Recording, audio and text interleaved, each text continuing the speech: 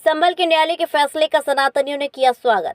आज वृंदावन में चिंतामणि कुंज प्रेम मंदिर के पास में सभी सनातनी और संतों द्वारा संभल के न्यायालय के फैसले का स्वागत किया गया। श्री कृष्ण जन्मभूमि का मंदिर के केस लड़ रहे पक्षकार दिनेश फलाहारी ने कहा कि न्यायालय सबूत के आधार पर फैसला दिया गया है। मुस्लिम पक्ष के पास सबूत न होने के कारण न्यायालय ने हिंदू पक्ष में अपना फैसला सुनाया है और इस स्थान को विवादित ढांचा माना गया है। आचार्य बद्रीश जी महाराज ने कहा कि मुगल शासकों द्वारा हमारे हिंदू मठ मंदिरों पर अवैध कब्जा किया गया था। अब न्यायालय के माध्यम से हम बहुत जल्दी अपने मंदिरों को वापस लेंगे। आचार्य अतुल कृष्णदास ने कहा कि ये मुगल शासक बहुत ही निर्दयी थे और उन्होंने हमेशा से हमारे सनातन धर्म को नष्ट करने का प्रयास किया था। महामंडलेश्वर दशरथ नाथ जी महाराज ने कहा कि अब समय आ गया है कि हिंदू जाग रहा है और न्यायालय में अपने मंदिरों को वापस करने के लिए लड़ाई लड़ रहा है। आचार्य ज्ञानेश महाराज ने कहा कि हिंदुस्तान में जितने भी मंदिरों पर अवैध कब्जे हुए थे, अब उन सभी मंदिरों को न्यायालय द्वारा वापस लेंगे। इस मौके पर महामंडलेश्वर डॉक्टर आदित्यानंद जी महाराज, सौरभ गौड़, कन्हैया कौशिक आदि लोग मौजूद रहे। बोलो मत।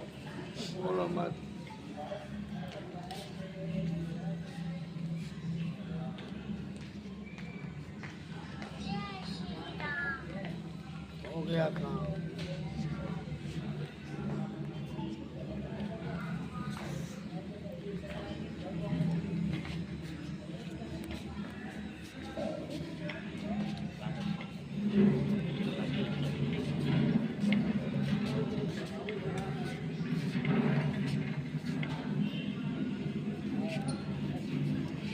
का विषय है संभल की घटना में कोर्ट ने हमारा सपोर्ट किया और होना भी चाहिए कि सत्य सत्य होता है और सत्य ही साथ देना चाहिए।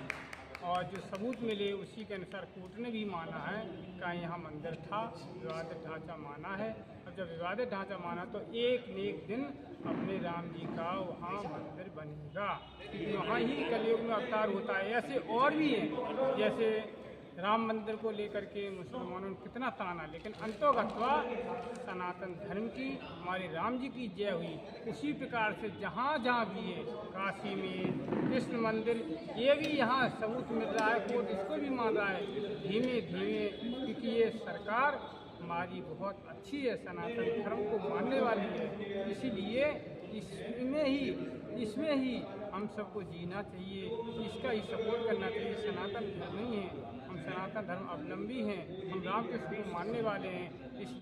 दास अत्यंत प्रसन्न हूँ, क्योंकि इस प्रसन्नता का राज है कि माननीय न्यायालय ने जिस तरह से संभल को विवादित ढांचा माना है, और विवादित ढांचा मानने के कारण में पूरी तरह से हम सभी सनातनी अत्यंत प्रसन्न हैं और उस प्रसन्नता के लिए माननीय न्यायालय को बहुत बहुत प्रशंसा करते हैं, उनको बधाई देते हैं और सभी सनातनियों को बधाई देते हैं कि यह चलना चाहिए। और ऐसे जहाँ जहाँ विवादित ढांचे हैं, हर सनातनी वहाँ जा कर के एक पिटीशन दायर करे।